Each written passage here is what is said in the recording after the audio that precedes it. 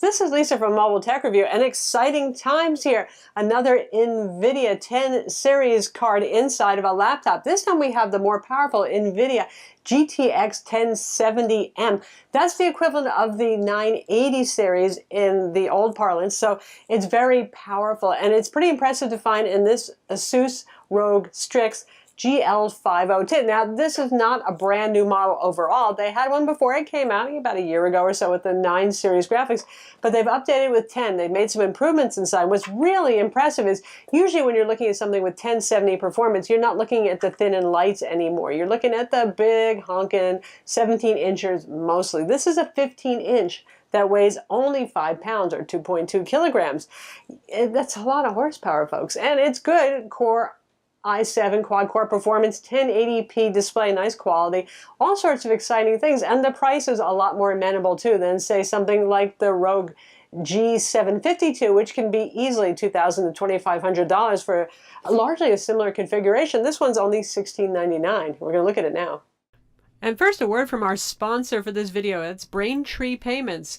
And we want to thank them for their support. It's not easy developing commercial mobile apps, but that doesn't mean accepting payments has to be hard too. Braintree makes integrating mobile payments a breeze. They allow you to accept nearly any kind of payment from any device with a single integration, even PayPal, Android Pay, and whatever is the next big thing in payments. Android, iOS, and JavaScript clients are supported, as are payments in a variety of currencies. Their code is elegant and clearly documented. They have a simple and flexible SDK that makes your job accepting payments easier. Learn more at braintreepayments.com/tech-review. Now back to our ROG review. In terms of specs, you're looking at Intel Core i7-6700HQ, which isn't just about every gaming laptop unless you get an overclockable model. That's Skylake. That's still the newest generation available. It uses the HM170 Intel chipset for those who are more technically minded. An improvement that Asus made is it has 2 RAM slots. The previous version of this had only 1, so that gives you more expandability. Obviously, in setting up memory in dual channel if you want, it has 2 RAM slots, and our model with 16 gigs of RAM had one 16 gig Samsung module in there, DDR4, so that's nice. You don't have to throw away your old RAM if you're going to upgrade and you want to go to 32 gigs, for example. You just buy one module. Also improved is it has an M2 SSD slot. That's the same PCIe with support for NVMe, but this time they actually put a better SSD in there. Previously, they were shipping it mostly with a SATA SSD. Now, M2 and SATA and PCIe, these are different. The M2 is a connector. PCIe and SATA are 2 different protocols. So for those of you who still get confused by that, PCIe NVMe is currently the fastest, and ours came with a Samsung SM951 SSD in there, 256 gig. That's pretty good stuff. And you get a terabyte, 2.5-inch hard drive, 7,200 RPM. And you know what I would do, because they're pretty affordable these days, is replace that with a 2.5-inch SSD. You can get a 512 gig for around $200 or less these days. Totally worth it. Your games will load faster. There is no optical drive on this. It is too small and too light for that. Asus went with Intel 8260 802.11 AC Wi-Fi with Bluetooth. That's currently the best Intel has to offer. No killer Wi-Fi here for those of you who like killer a little better, but the Intel actually performs pretty well, so I'm not going to complain about it, especially at a relatively reasonable for what you get kind of price tag here. Cooling, you can see from the internal shot that we had 2 fans, 2 large fans, lots of copper heat pipes, exhausts to the rear, so it's not going to blow hot air at your left hand like some designs, and it pulls air in from the bottom. So, you know, putting it on a ventilated cooler pad is fine. I don't think you really need to run something with fans. It doesn't get all that hot, and you don't want to cause extra turbulence with the fans as they take in air from the bottom. Now, compared to the real skinny MSI Ghost and Stealth models, and even the Razer Blade 14-inch model, this one is a bit thicker. It has plastic bottom. It's aluminum on the top, brushed black aluminum, just like MSI's gaming laptops, but it doesn't get as hot, nor does it get as loud. It's not as quiet as something like a GT72 Dominator 17-inch or the Asus GL502. Those really big chassis are even cooler and quieter, but I could actually game on my lap. Typically, and it's summertime, so it's not exactly a cold room, the bottom was about 105 degrees maximum. So it's warmer than body temperature, we're talking Fahrenheit, but it's not burning hot. It's not like the 129 degree MSI. And you'll hear the fans. It's not as quiet, again, as something like a big G752 from Asus, but it's not nearly as loud as the Ghost and Stealth. So it's kind of a nice compromise. If you want something that's pretty portable, but you don't want to have it screaming and burning your lap and you worry about how long it's going to survive given the heat, well, this one's just right. Ports for a 15-inch laptop are pretty good. We have a rarity, HDMI 2.0, so you can drive a 4K monitor at 60 hertz instead of just at 30 hertz.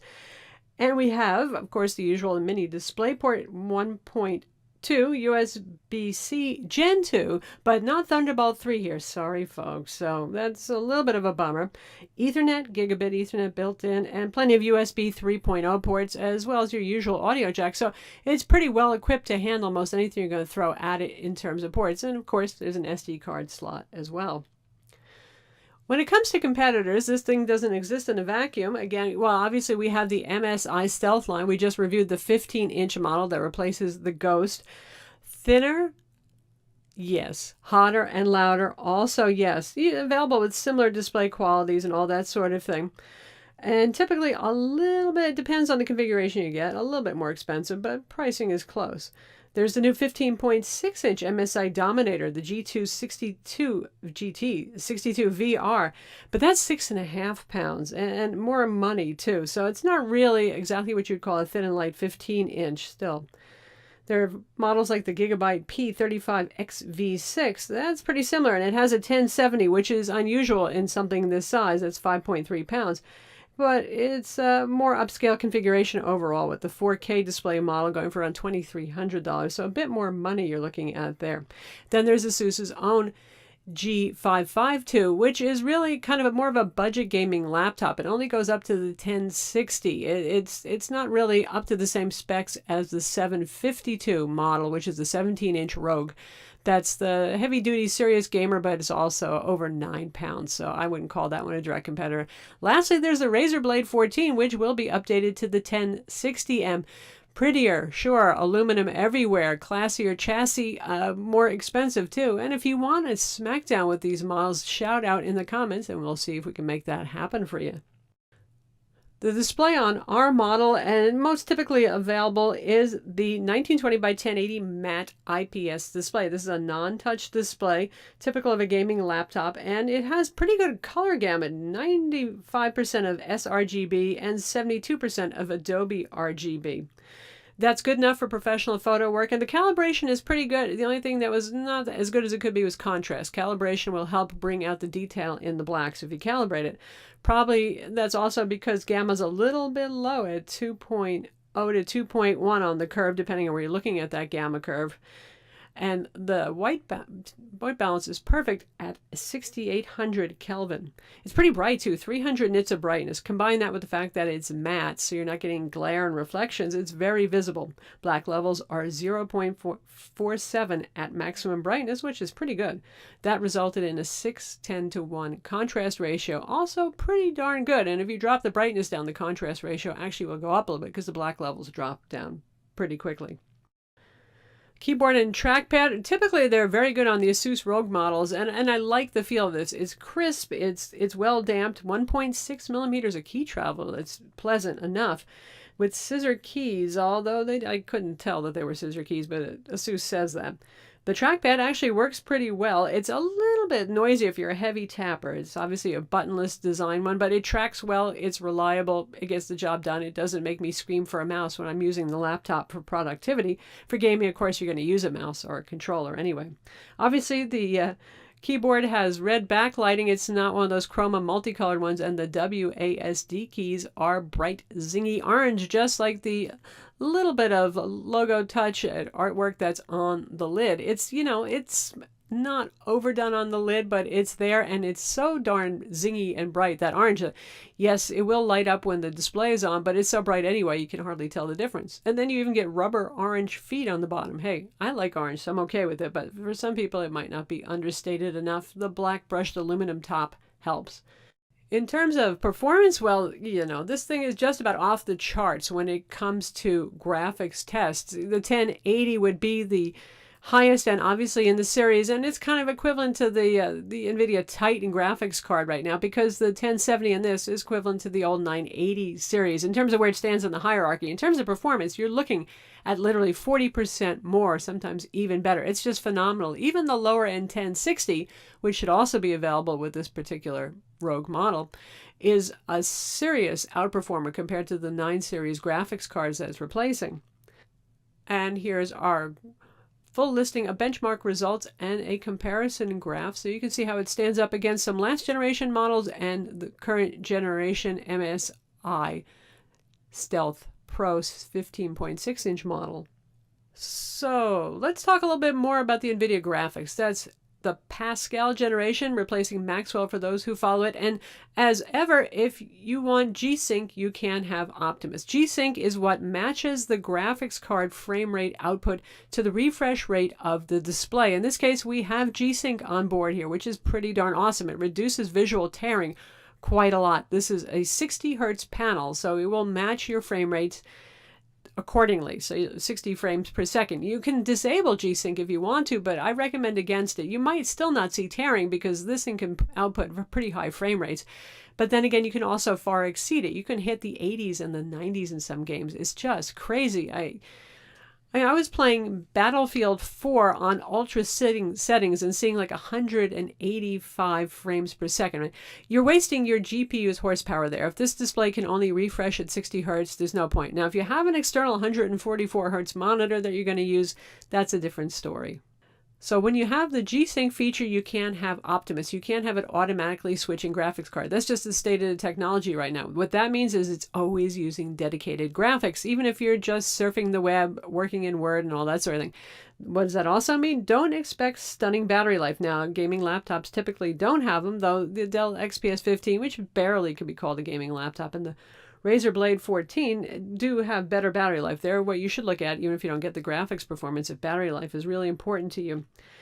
I managed 3.3 hours of streaming Netflix full HD video to give you an idea of battery life. Doing productivity work, web browsing, Word, that sort of thing. Likewise, you could get about 3.5 hours. Gaming, you're going to get about an hour. That's just how this laptop rolls, like most gaming laptops. The battery is nominally sealed inside. If you unscrew the 10 screws on the bottom Phillips head, you can access the 4-cell 65 watt-hour battery. Now, it ships with a 180 watt power adapter, and that worried me a little bit because the power requirement for the GPU plus the CPU are really pushing it a little bit above 180 watts. That said, the power adapter does get hot, but it hasn't throttled because of power, and I haven't seen charging drop even when I've been playing Fallout 4, The Division, games like that for long periods of time. So there it is. A 230 watt adapter with the 1070 might have been nice, but we get the 180 watt, and it is doing its job, so I guess I'm okay with it. So that's the Asus ROG Strix GL502, the new edition for this second half of 2016, let's call it, with the new NVIDIA GeForce GTX 1070 inside. It's also going to be available with the 1060 as far as we've heard. So there'll be a bunch of configurations if you're okay with a little bit less horsepower, you want to spend less money. Asus usually has a couple of configurations, but overall it's an amazing amount of horsepower in a very portable chassis.